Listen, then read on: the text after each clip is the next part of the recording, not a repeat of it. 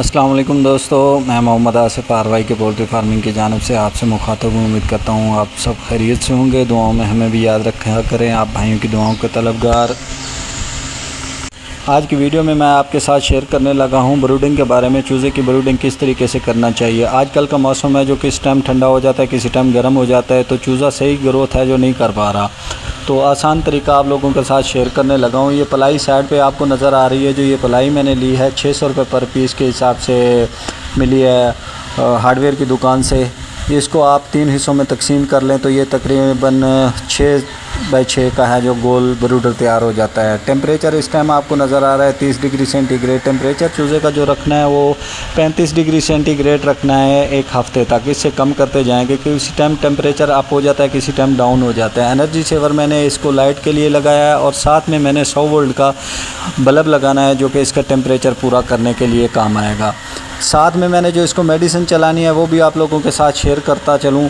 ये मेडिसिन है जो मैं अभी मिक्स करने लगा हूँ, नोवासोल नाम की मेडिसिन है। ये आपको वेटरनरी स्टोर से आराम से मिल जाएगी। साइमेंट्स कंपनी की ये एंटीबायोटिक है।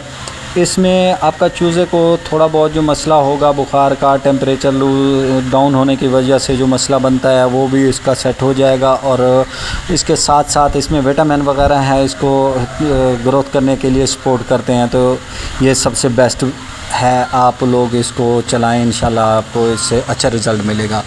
ये एंटीबायोटिक हमने है जो हर 4 घंटे के बाद जो पानी बदलना है उसमें हमने इस्तेमाल करवानी है। हर 4 घंटे के बाद इसका चूज़े का पानी चेंज करना है, क्योंकि ब्रूडिंग ही फर्स्ट टाइम है जो ब्रूडिंग ही आपके चूज़े को आगे लेके जा सकती है। अच्छी ब्रूडिंग अगर करेंगे तो, अगर ब्रूडिंग में ही मसला आ गया तो आपका चूज़ा है जो बिल्कुल लूज़ रहेगा। पहले दिन है जो आपने नोवासोल का 1 सीसी 1 लीटर में डाल के आपने चूज़े को देना है तकरीबन 24 घंटे आपने ये चलानी है। उसके बाद आपने जो मैं एंटीबायोटिक इस्तेमाल करवाना है, बुरुफीन है जो वो ले लें। बुरुफीन भी आप ले सकते हैं और किसी कंपनी का आप जो है एंटीबायोटिक ले सकते हैं जिसमें बुखार के लिए फार्मूला हो। बुखार के लिए चूज़े को ये चीज़ लाजमी देनी है।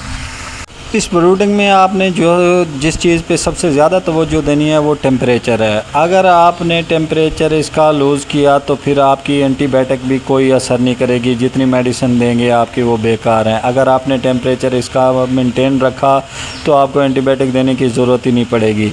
ख़ास कर ख्याल रखें उस टाइम टेम्परेचर का जिस टाइम आपने चूज़े को फ्लैशिंग देनी है। चूज़े को तीसरे दिन आपने जो 24 घंटे में जो है आपने फ्लैशिंग देनी है, उसको तीसरे दिन फिर भी फ्लैशिंग देनी है। 24 घंटे का जिस टाइम चूज़ा हो जाए दूध के साथ आपने फ्लैशिंग देनी है। अगर आपका चूज़ा 300 है, मेरा चूज़ा है जो इसमें 300 चूज़ा इसमें मैंने डाला हुआ है। 300 चूज़े को आपने जो दूध देना है वो आधा किलो दूध हो और 1.5 किलो पानी हो।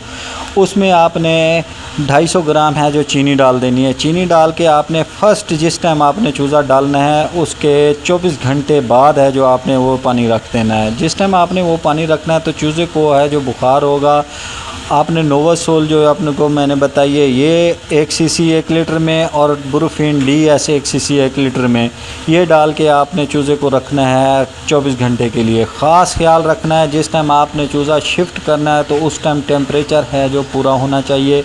जिस टाइम आपने फ्लैशिंग देनी है उस टाइम टेम्परेचर इसका पूरा होना चाहिए। अगर टेम्परेचर डाउन होगा तो चूज़ा आपका फीड छोड़ देगा, इकट्ठा होकर बैठ जाएगा और उसके बाद आपके 1-2 दिन के बाद आपके चूज़े की मोर्टेलिटी होना शुरू हो जाएगी। अगर इस चीज़ से बचना चाहते हैं तो टेम्परेचर का ख़ास ख्याल रखें। जिस टाइम चूज़ा आप डालें उस टाइम टेम्परेचर इसका मेंटेन रख लें।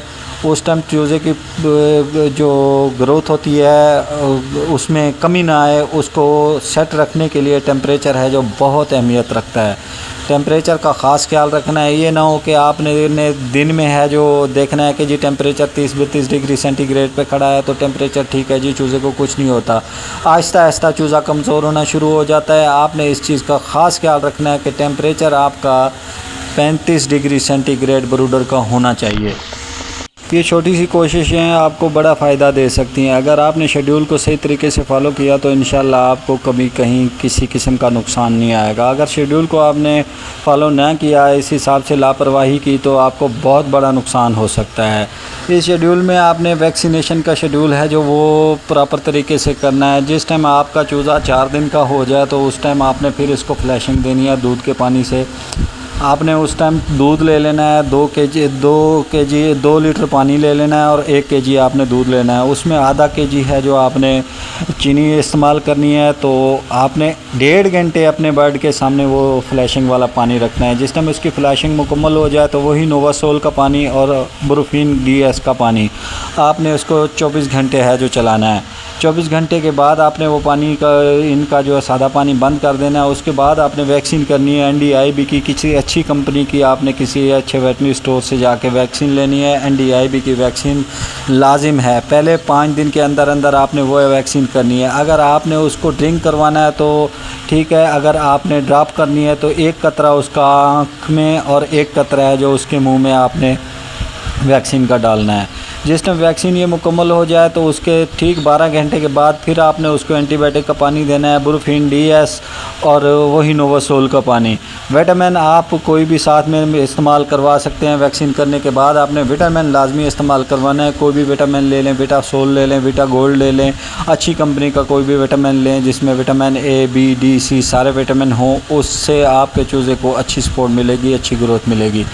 टेम्परेचर का ख़ास यही ख्याल रखना है, जिस टाइम आपका चूज़ा 1 हफ़्ते का हो जाए 2 डिग्री सेंटीग्रेड हर हफ़्ते आपने टेम्परेचर कम करते जाना है। 30 डिग्री सेंटीग्रेड तक चूज़े को टेम्परेचर आप रखेंगे तो फीड भी चूज़ा आपका खाएगा, वो फीड जो खाएगा उसको लगेगी भी सही। अगर टेम्परेचर इसका पूरा ना हुआ तो फीड देने का, मेडिसिन देने का कोई फ़ायदा नहीं है।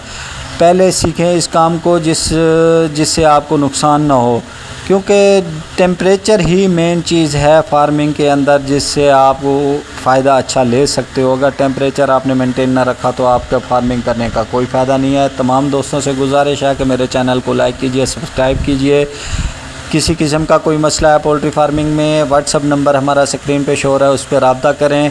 किसी किस्म का चूज़ा लेना हो, मुर्गी लेनी हो, अंडा लेना हो, हमारे नंबर पे रब्ता करें। इंशाल्लाह हम आपको चूज़ा प्रोवाइड करेंगे। लोकेशन हमारी ज़िला रेमियार ख़ान है, ख़ास रेमियार ख़ान के अंदर, शहर के अंदर अपना फार्म है।